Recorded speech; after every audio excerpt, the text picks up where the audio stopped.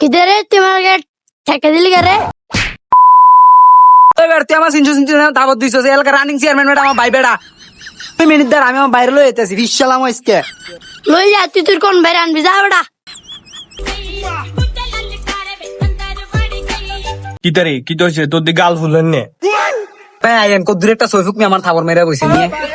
ঠিক আছে চল কেন আছে তোরে চল। আইন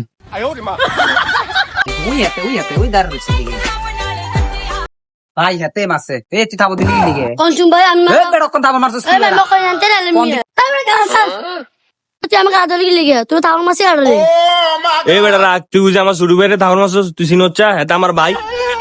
আর বা মেমে তার মানে কিতাম মকল মেসি মে বাজতে মে মা কি তো ভাই এটা আরেকটা আইছে তোর দুইটাতে কোনটা মাছ আছে?